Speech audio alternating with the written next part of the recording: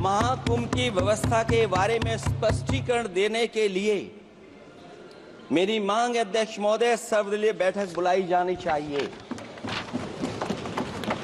महाकुंभ आपदा प्रबंधन व खोया पाया केंद्र की जिम्मेदारी सेना को दी जाए। महाकुंभ हादसे के शिकार लोगों की मृत्यु, घायलों का इलाज, दवाइयों, डॉक्टर, भोजन पानी, परिवहन की उपलब्धता का आंकड़ा संसद में पेश किया जाए। महाकुंभ हादसे के लिए जिम्मेदार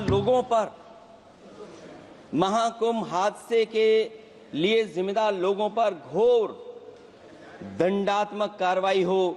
जिन्होंने सच छुपाया है उनको दंडित किया जाए। अध्यक्ष महोदय, हम डबल इंजन की सरकार से पूछते हैं, अगर अपराध बोध नहीं था तो आंकड़े दबाए, छिपाए और मिटाए क्यों गए हैं? सच छिपाना और मिटाना भी तो अपराध है। इसका दंड कौन भुगतेगा? अध्यक्ष महोदय, जहां इंतजाम होना चाहिए था वहां प्रचार हो रहा था। एक धार्मिक समागम में डबल इंजन का राजनीतिक प्रचार अशोभनीय है, निंदनीय है। इतने बड़े हादसे के बाद कम से कम अब तो वो होर्डिंग उतरवा देना चाहिए।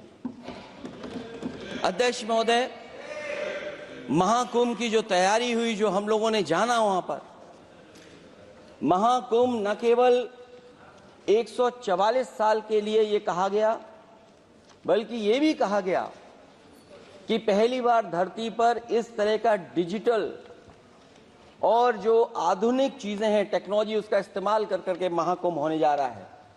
सीसीटीवी, ड्रोन, लाइव स्ट्रीमिंग के आधार पर जिनका दावा था कि वो डिजिटल कुंभ करा रहे हैं, वो मृतकों की डिजिट नहीं दे पा रहे हैं। एक तरफ तो जो लोग डिजिटल डिजिटल डिजिटल अध्यक्ष महोदय कहने को थकते नहीं हैं, लेकिन जब कुंभ में इतना बड़ा हादसा हो गया है तो यही सरकार डिजिट नहीं दे पा रही है। हमारे अपने लोग मारे गए हैं, जिसमें परिवार का हर रिश्ता दिवंगत हुआ है।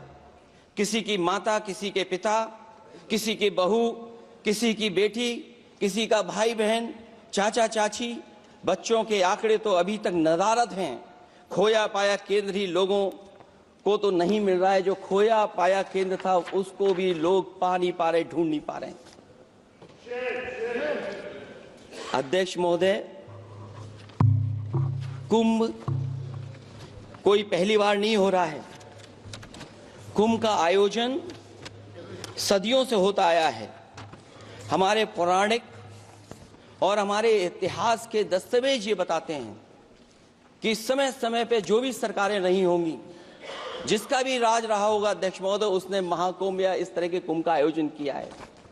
एक तरफ तो वो कि जो 144 साल बाद महाकुंभ होने जा रहा है, उसका इतना प्रचार किया, और मैंने तो कई टीवी इंटरव्यूज में, कई समाचार चैनलों पर ये बात सुनने में आई और सुनते रहे हम लोग कि सरकार ने 100 करोड़ लोगों के आने का इंतजाम किया है। और अगर 100 करोड़, अध्यक्ष महोदय, अगर ये बात गलत है तो मैं रिजाइन आपको देना चाहता हूं। अगर अध्यक्ष महोदय, ये माननीय सदस्य लोग अगर ये नहीं सुन पा रहे हैं तो मैं इनको एक एक को, आप नहीं गए स्नान करने, आप स्नान करने नहीं गए, इसीलिए इस तरह की भाषा का इस्तेमाल कर रहे हैं। अध्यक्ष महोदय, ये कहा गया कि 144 वर्ष के बाद ये हो रहा है। जहां तक मेरी समझ और जानकारी कहती है, जो एस्ट्रोनॉमी और एस्ट्रो चीजों को समझते होंगे वो ये स्वीकार करते होंगे, जो भी कुंभ होता होगा वो 144 वर्ष के बाद ही होता होगा। लेकिन ये कहा गया कि नक्षत्र ऐसे हैं, तो मैं अध्यक्ष महोदय सरकार से कहना चाहता हूं कि सतयुग से लेकर के कलयुग तक ये सनातन परंपरा रही है कि संत, महात्मा, साधु समाज मुहूर्त के हिसाब से शाही स्नान करते हैं। उसमें नक्षत्रों के हिसाब से जो सहयोग बनता है वही शाही स्नान का मुहूर्त होता है। लेकिन भाजपा के राज में ये सनातन परंपरा टूट गई। पहले सरकार ने संत समाज को शाही स्नान रद्द करने का आदेश दिया, जिससे अनादिकाल की सनातन परंपरा टूटी। और फिर जब देश भर ने ये बात उठी, देश भर में ये बात उठी, तो उन्होंने हादसे को छिपाकर फिर से आदेश दिया कि अखाड़े शाही स्नान करने जाएं। इससे सरकार ने पावन मुहूर्त के स्थान पर अपने मनमाने समय पर स्नान कराने का आदेश दिया। बात उस दिन या तिथि की नहीं होती है, बल्कि निश्चित मुहूर्त काल की होती है। ये सनातन परंपरा तोड़कर इन लोगों ने अच्छा नहीं किया।